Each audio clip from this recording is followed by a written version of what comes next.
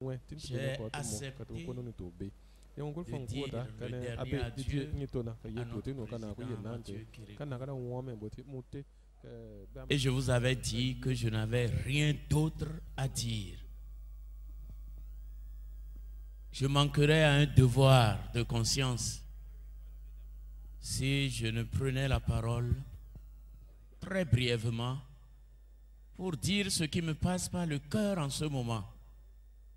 Après avoir écouté Monseigneur Pascal, Monseigneur Antoine et surtout et aussi le vicaire général, le Père Didier. Tout a été dit du président Kérékou. Je parle de ma petite expérience de 26 ans avec cet homme.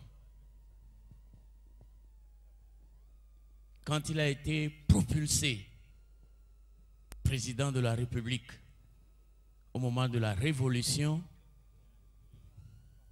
j'étais déjà au grand séminaire à Ouida. Et depuis,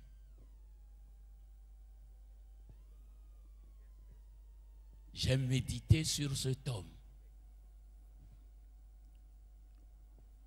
Je voudrais juste lui confier une préoccupation. Les prochaines échéances électorales. J'ai cru me trouver dans un meeting autour de lui. Et je me suis dit, quel programme d'action politique nous aurait-il livré? Connaissant l'homme, et compte tenu de ce que j'ai pu vivre en le regardant, il m'a semblé que le président Kérékou aurait dit: aimez votre pays, cherchez la paix envers et contre tout pour votre pays et pour vos frères et sœurs.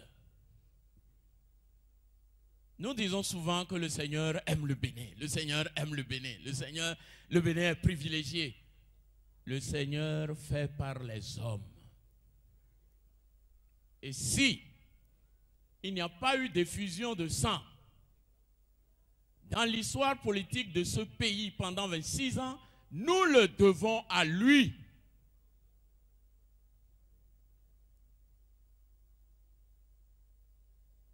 Il y a eu des moments très critiques.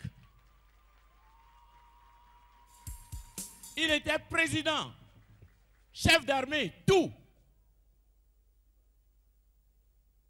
Il n'a pas voulu user de la violence, ni se servir des armes.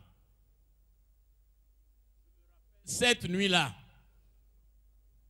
où je faisais partie de la délégation de la conférence épiscopale, pour aller le voir dans son souterrain et dire: Monsieur le Président, voulez-vous qu'on dise,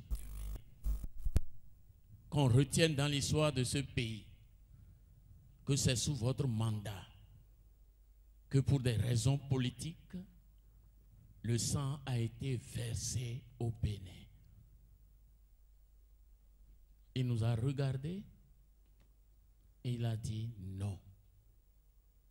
Alors, tout tremblant, nous lui avons dit: Monsieur le Président, alors ne faites pas ce que vous allez programmer. Il nous a renvoyés en disant: d'accord, j'ai compris. Nous sommes partis heureux. Et cela ne s'est pas fait. Je ne dis pas plus. L'humilité de cet homme,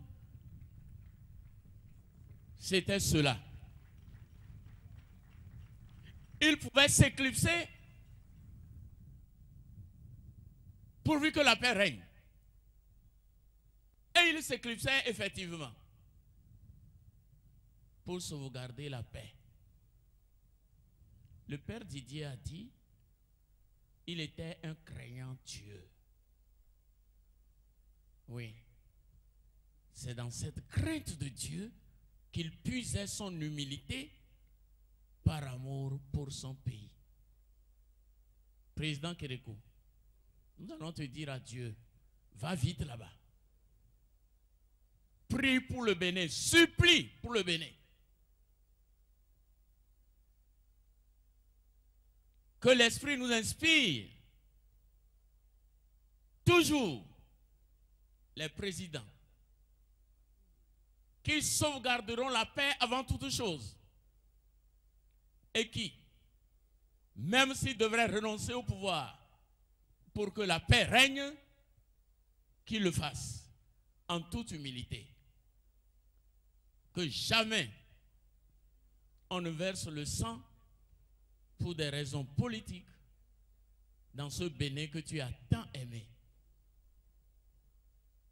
Merci.